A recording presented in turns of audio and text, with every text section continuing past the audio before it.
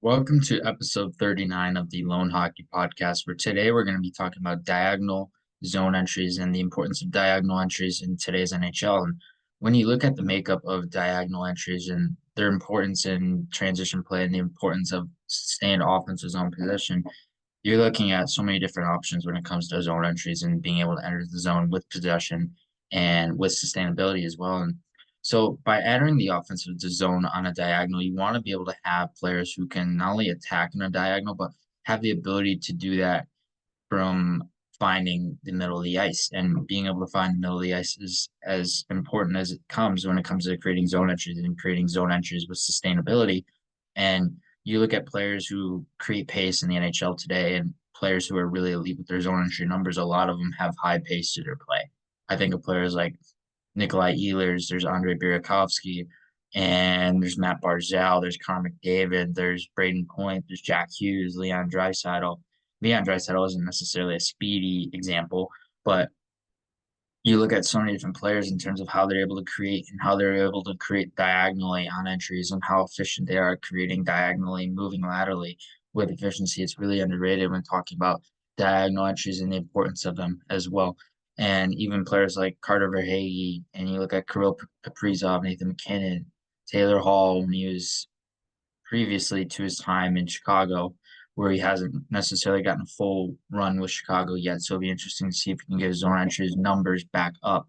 And just talk about lateral playmaking elements and the important lateral playmaking elements. And one of my favorite players to analyze when it comes to lateral playmaking elements on diagonal entries specifically is Johnny Gaudreau from the Columbus Blue Jackets. And what's really nice about Gaudreau is his efficiency on the puck and his efficiency in his attacking and his swift skating. So he is a very efficient way of utilizing his skating, utilizing his puck skills because he's got smaller limbs. He's a smaller player. So naturally, with that smaller limbs and that smaller stature, he's able to maneuver a little bit easier compared to other players, especially with that smaller frame to be able to maneuver laterally. So that gives him a very distinct advantage when talking about lateral playmaking elements and being able to maneuver laterally inside the neutral zone to create these offensive zone entries and be able to create that with sustainability as well. And with Johnny Gaudreau, it's really intriguing about him is the efficiency within his puck skill and how efficient he is with puck positioning as well.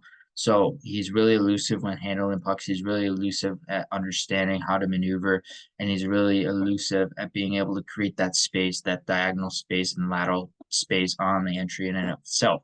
So when you get a player like Gaudreau who's so efficient at creating entries per 60, entries in general, and creating sustainability in terms of ozone possessions off entries directly, you're looking at a very versatile player in terms of the makeup of his entry play and how he can actually translate that to ozone possessions. And what's interesting, I've mentioned this a few times in previous podcast episodes, but the space you want to manipulate inside the offensive zone upon gaining offensive zone possession on the entry in and of itself, you obviously want possession on the entry first, but by being able to manipulate that space between that blue line upon initial entry and that space to the top of the circle. So that window and that area of space is the most important when talking about initial entry play and being able to manipulate on that entry play.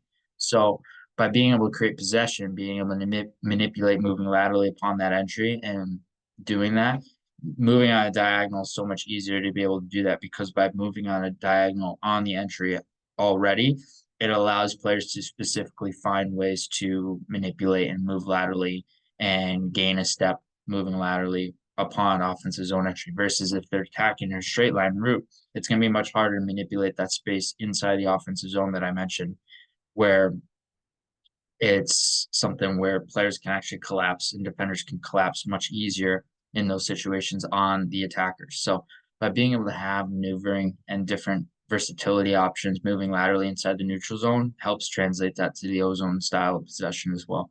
And the importance of lateral playmaking elements goes beyond the neutral zone and goes beyond the offensive zone entry. It goes into the offensive zone possession.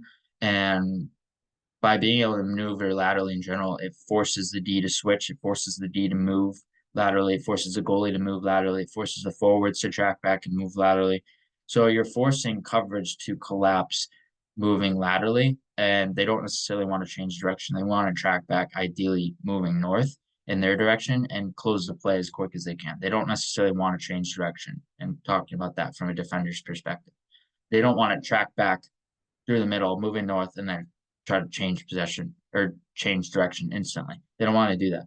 They want to have efficiency in how they attack and how they pressure going back on the track back. So by being able to have those lateral playmaking elements, those lateral movements on the entry, that forces them to change their way of thinking, change their processing, and not only force them to track back, but force them to change direction as well. So you're getting a lot of different options in terms of how to attack defensive coverage and defensive boxes as well. And so this is especially important when talking about power play situations because you look at a player like Patrick Kane, for example, with the Red Wings, with the Blackhawks, even with the Rangers.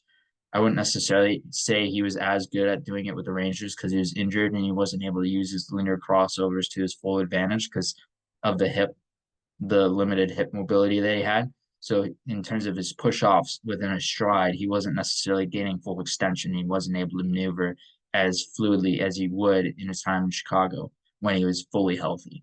So you look at Patrick Kane, and I want to talk about him specifically from this past season in Detroit and in his previous seasons when he was healthy in Chicago, because we'll use the recent Detroit example because obviously that's the best, and how he was able to not only link together with the Brinkett again on the power play, but be able to utilize those linear crossovers, utilize his feet, utilize his hip movement, utilize his lower body and his upper body shiftiness to be able to maneuver laterally and be able to create diagonal entries, to create diagonal rushes, create diagonal plays and diagonal elements within his game inside the neutral zone to be able to translate that to the entry, to the offensive zone possession, and hopefully a goal after that. So with Patrick Kane, he's obviously a prime example because he's still really elite at creating sustained possession off the entry and being able to maneuver laterally inside the neutral zone, be able to create deceptive entry patterns. So you're looking at a player who he's not going to enter the zone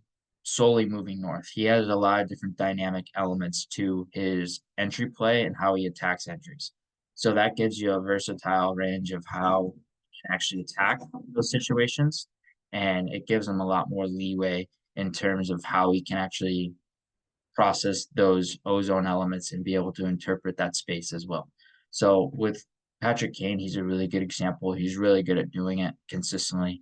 And like I said, in Detroit this past season, really quality playmaking elements in his neutral zone game really allowed him to evolve inside the offensive zone as well. So he's a really good example. And we go back to the Johnny Gaudreau one. That's another really good example. Jack Hughes is a younger example where I really like the makeup of his offensive zone game and his entry play and how well he can actually translate his neutral zone play to his offensive zone play on diagonal seams and creating diagonal lanes and diagonal elements within his game. So Jack Hughes is a really diverse skill set in terms of his entry patterning as well. So that makes him really deceptive, really manipulative, not only within his puck skills, but within his feet and his decision making and his processing speed when he has the puck. So he's able to maneuver, making these quick decisions proactively. At the same time, with his puck skills, he can understand puck positioning elements so he can link together his proactive hockey sense, understanding where to move into the next space, and at the same time use puck positioning to be able to hold off defenders, hold off coverage, be able to extend possession, be able to maintain cruising speed within his own play as well. So those are some examples of how translatable diagonal zone entry elements can lead to a lot more sustainable success for players and teams within the offensive zone.